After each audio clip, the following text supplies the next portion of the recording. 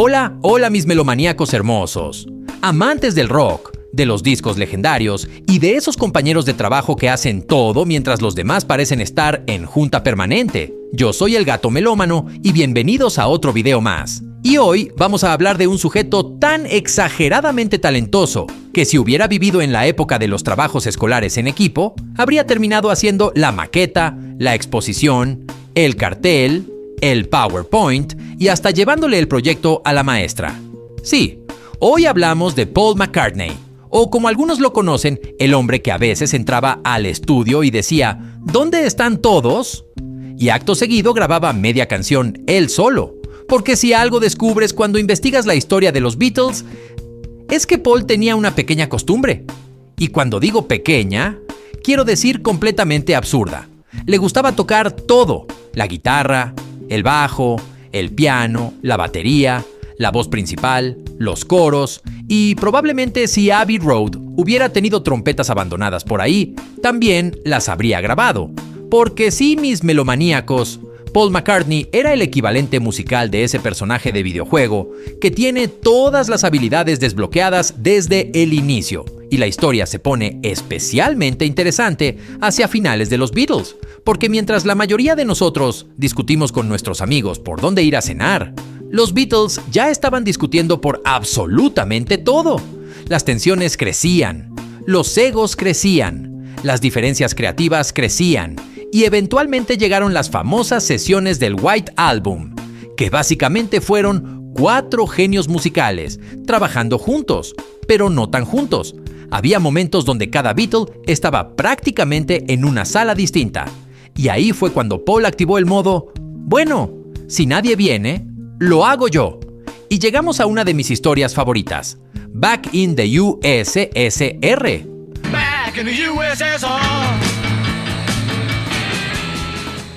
Porque durante esas sesiones, Ringo Starr se hartó. Literalmente se cansó del ambiente, tomó sus cosas y se fue.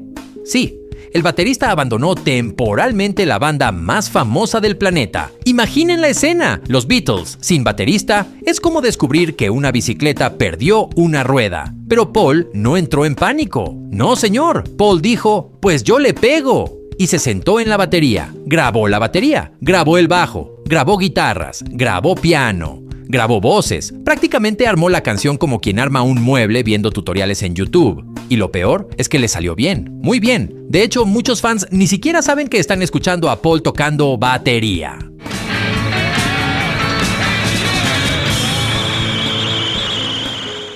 Y aquí viene algo fascinante. Aunque normalmente recordamos a McCartney como bajista, era un baterista sorprendentemente competente. Escuchen Dear Prudence.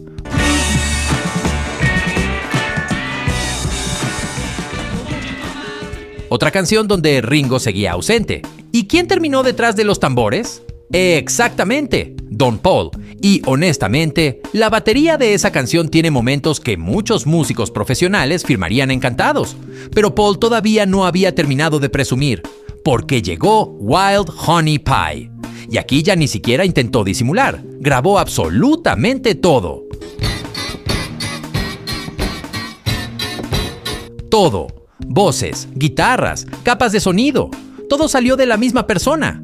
Básicamente fue Paul McCartney featuring Paul McCartney, producido por Paul McCartney, con la colaboración especial de Paul McCartney. Y luego tenemos Martha My Dear. Martha, my dear, though I spend my days in conversation. Una canción que mucha gente cree que grabaron los Beatles completos. Pues no. Paul otra vez, piano, bajo, batería, voz. Los demás Beatles brillaban por su ausencia. Honestamente, ya parecía que estaba acumulando instrumentos como si fueran Pokémon. Y si creen que eso es raro, esperen a escuchar The Ballad of John and Yoko.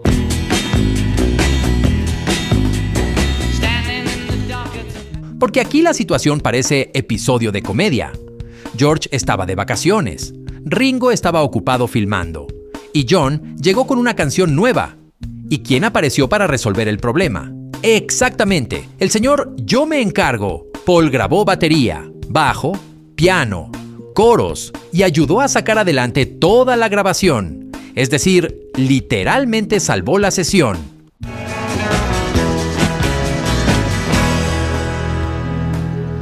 Y aquí viene algo interesante desde el punto de vista científico, porque los multiinstrumentistas suelen desarrollar una comprensión musical diferente. Su cerebro aprende a pensar simultáneamente como baterista, bajista, pianista y guitarrista. Diversos estudios sobre entrenamiento musical muestran que aprender múltiples instrumentos fortalece la coordinación entre áreas relacionadas con memoria, percepción auditiva y planificación motora. Traducido al idioma melomaníaco, Paul tenía el cerebro musical funcionando en modo multiventana, mientras nosotros apenas encontramos dónde dejamos las llaves. Pero la historia no termina con los Beatles, porque cuando la banda finalmente se separó, Paul hizo algo todavía más loco. Grabó su primer álbum solista y prácticamente volvió a hacerlo todo él solo.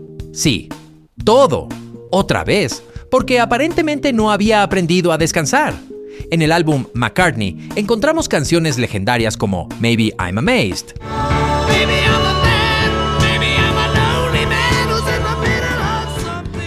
Y aunque Linda McCartney aportó algunos coros maravillosos, la enorme mayoría de los instrumentos fueron grabados por Paul, y años después repitió exactamente la misma fórmula en McCartney 2.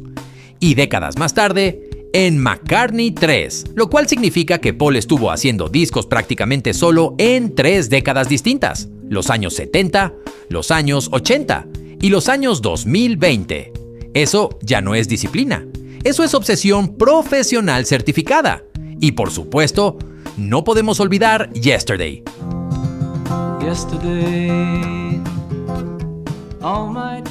Porque ahí empezó todo. La primera gran señal, la primera vez que un Beatle grabó esencialmente sin los demás. Solo Paul, su guitarra, su voz y un cuarteto de cuerdas. Una canción tan enorme que terminó convirtiéndose en una de las más versionadas de toda la historia. Imaginen eso. Una de las canciones más famosas jamás escritas nació prácticamente como un proyecto individual, y quizás ahí está la magia de Paul McCartney. Porque sí, los Beatles fueron un fenómeno colectivo, la química entre los 4 fue irrepetible, pero también es cierto que Paul poseía una capacidad musical monstruosa. Era compositor, arreglista, cantante, productor, multiinstrumentista y aparentemente trabajador compulsivo cuando entraba al estudio. Por eso cuando alguien dice, Paul McCartney era solo el bajista de los Beatles, mis melomaníacos, es como decir que Leonardo da Vinci era solo un dibujante. Se quedan cortísimos, porque durante años, cada vez que faltaba a alguien, Paul simplemente agarraba otro instrumento y seguía adelante. Y bueno, mis melomaníacos hermosos, quiero saber su opinión. ¿Cuál creen que es la mejor canción donde Paul prácticamente hizo todo? Dear Prudence, Maybe I'm Amazed, Yesterday, o tienen otra favorita? Los leo en los comentarios. Yo soy el Gato Melómano. Cuídense mucho, escuchen buena música y recuerden, si alguna vez sienten que hacen demasiado trabajo en equipo, piensen en Paul McCartney, porque él literalmente era el equipo. Nos vemos en el próximo video. Bye bye, mis melomaníacos.